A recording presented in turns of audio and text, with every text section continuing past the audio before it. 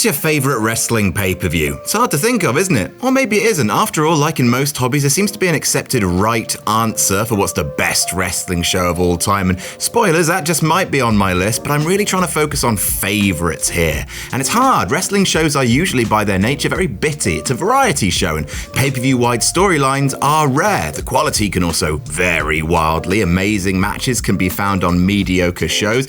Is a moment I've rewatched over and over and over again enough to make an entire show one of my favorites ever? Also, my experience of watching wrestling has vastly changed since I was a teenager. Things I loved back then might seem hokey or even a bit gross now, but does that change how important they are to me because of the joy I experienced in my first watch? And again, it's my list, it has my name on it, so you literally can't tell me I'm wrong, because that's how opinions work. I just want you to know that this list tested me. Oh, and NXT takeovers don't count, just FYI. I'm Adam, hailing from partsFUNknown, and here are my 10 favorite wrestling pay-per-views ever. Number 10, King of the Ring 2001. I like Kurt Angle. Kurt Angle is my favorite wrestler. Kurt Angle is your favorite wrestler. You just don't know it yet. I also like Edge. I also like tournaments. This show features Kurt Angle wrestling 2 tournament matches, one against Edge, giving him a big singles win with a brilliantly told tournament storyline, and then he wrestles one more match against Shane McMahon, which is also one of the most bonkers no DQ matches ever.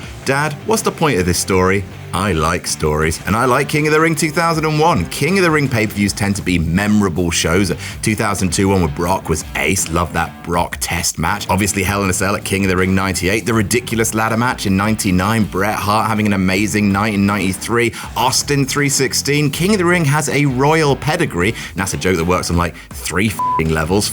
You. In 2001 though, despite it being the first salvo of the infamous Invasion, I will remember and love that show forever for my dear sweet Kurt. Number 9, SummerSlam 2022. If you're wondering, Adam, did you just put this on the list because of that bit with the tractor? Then I'm happy to inform you that yes, I am that little boy. Hee, clap, clap, Roman felled over though. This whole show is fun, to be fair. Becky Bianca rules, nice to see Bayley, Dakota and Io return, Miz Logan Paul was irritatingly excellent, Edge returned, Usos vs Street Profits had Jeff Jarrett involved, so 5 stars. Shame about Liv and Ronda, but hey, the night was operating on a high average. But no, it's all about the main event, and even though it was the 7th time that Brock faced Roman in a pay-per-view singles match, it's by far the best and some of the most childlike fun I've had watching wrestling. From the moment Brock threw that mic and Roman caught it, before Brock then dove from the top of a tractor, to the ring getting alley-oop, to Austin Theory eating shit, to Brock being buried under a mountain like an Appalachian old god. It's fun. It's just fun. And the whole show has that vibe. One of the few times SummerSlam actually feels like a party. Number 8, Extreme Rules 2012. Let's get this out of the way. Brock losing his first match back to John Cena, a man who was about to be booked to have the, quote, worst year of his life, is absolute hogwash. Hogwash, says I. Everything else in this show works though. Even the Brodus Clay match worked because Ziggler's wearing his Mr. Bump trousers. Orton versus Kane, Falls Count Anywhere was fun. Punk versus Jericho in a Chicago street fight was fun. Always ace to watch a Punk match from his home turf. Big Show versus Cody Rhodes in a table match is incredibly funny. Look at Big Show's big dumb face. And Daniel Bryan completely rehabilitates his image from WrestleMania's 18-second loss with one of the smartest booked 2 out of 3 Falls matches you'll see. Even in a loss, he looked like a world beater here. Then there's that main event and the kind of fight most modern fans have not seen before. Brock with his working shoes on. This is pre-Suplex City Brock, and my god, it's wonderful violence, including an amazing moment Brock accidentally goes ass over tea kettle over the top rope, and somehow it makes him look even more like a badass. Dumb finish, but amazing show. Number 7, Survivor Series 2001. Mild take alert, the invasion was bad. A once-in-a-lifetime opportunity to make the most money in wrestling history,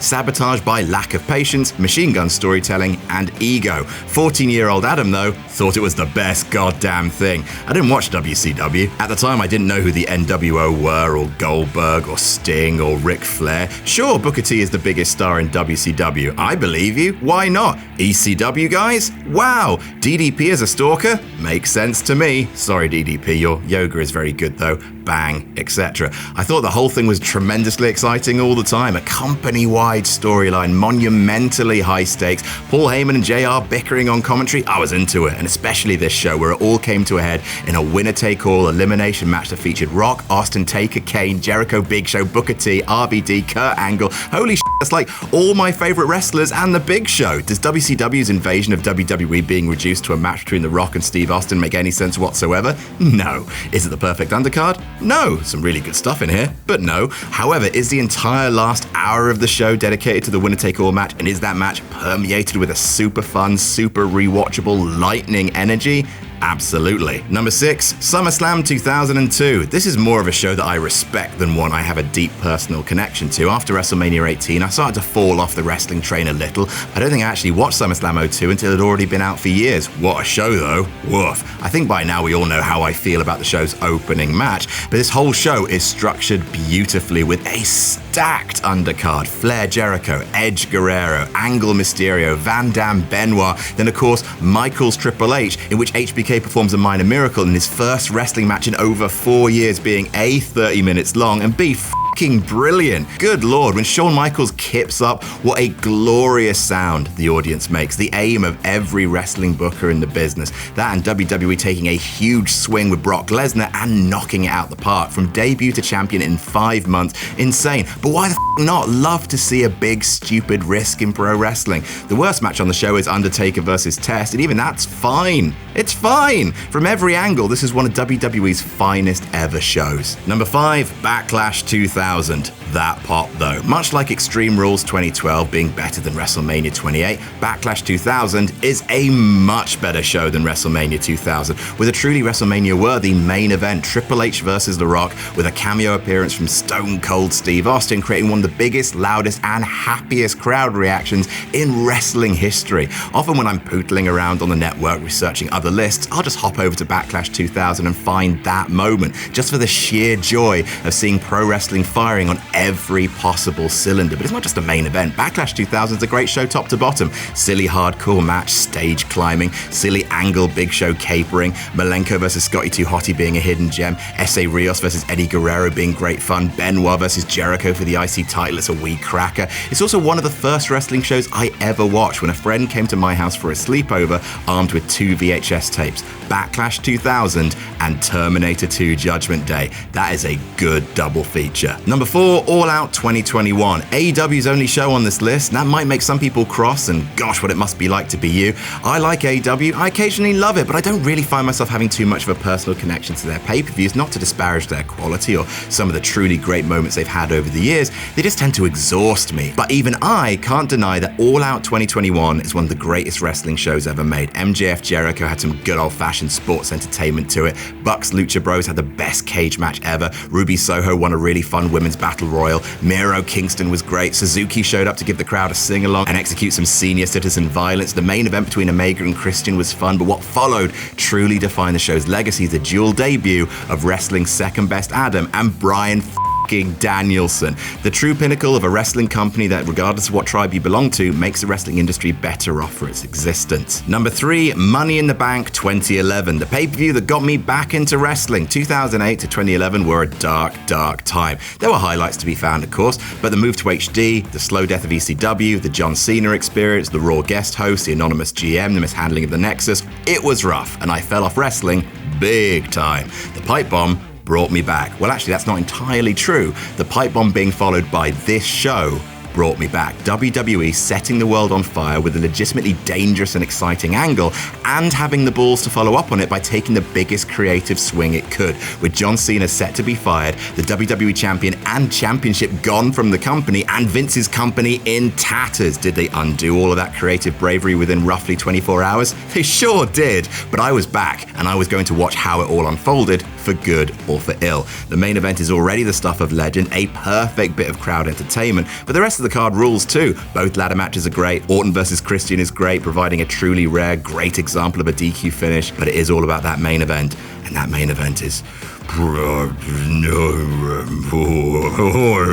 Number 2, WrestleMania X7. Yeah, shut up, as if I'm not putting it on the list. Not only is it widely regarded as the correct answer to what's the greatest wrestling show of all time, but it was also the first WrestleMania I actually watched as a regular fan. Started properly watching all the pay-per-views from No Mercy 2000, filled in the gaps in my 99-2000 knowledge using a bunch of VHSs I bought from a school friend, snuck downstairs to tape this show Saturday night, rushed home from school to watch it, loved it, thought every WrestleMania was going to be this good. What a sweet idiot I was. Anyway, so much has been said about this show that I'm just going to fill the rest of this entry by running down the card to the tune of We Didn't Start the Fire, because apparently anyone can just cover that these days.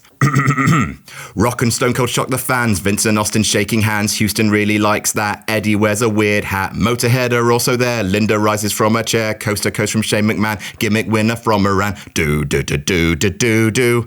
Do do do do do do do do do do do. Raven in a golf cart nearly turns the show dark. Kurt and Chris get technical, take a game of spectacle. TLC too crazy fun. China's got a f***ing gun. RTC, APA, Regal versus Y2J. We didn't start the Sorry, I have to amuse myself, you see. Anyway, number 1, Royal Rumble 2001. That is 4 shows from 2001. Pretty good year then. Anyway, this is a perfect show. A perfect show. There's not a dud moment on the whole thing. First Royal Rumble I watched, I just love it so much. Dudley's versus Edge and Christian is a flawless opener. Benoit versus Jericho is an all-time great ladder match for the IC title. China versus Ivory is your big soap opera moment. The tragedy voice seriousness rubs some people the wrong way, but I really bought it as a kid. Angled Triple H is bloody brilliant, easily the best heel versus heel match I can remember. Then there's the Royal Rumble itself, my favorite type of match, and one of the best Rumbles at that. Kane's Marathon, Drew Carey, the hardcore midsection, Taker and Kane reunite, Austin gets busted open, Big Show returns, Austin Rock stare down, so many memorable moments, and for my money,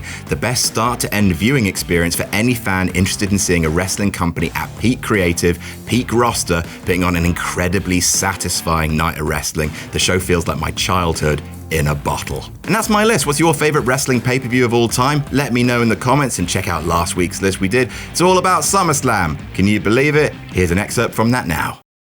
Oh, you know what? Let me drop the too cool for wrestling facade for a minute. I really love making lists of best opening matches. The Mania one was super fun, and I'm hoping that Lovely Tempest will ask me to do one of these for every Big 4 pay-per-view. Why? Because it's a chance to go and watch a bunch of matches that don't get talked about to death. Main events, they've all been done. Celebrity matches, they've all been done. Worst matches, oh my god, they've all been done. But talking about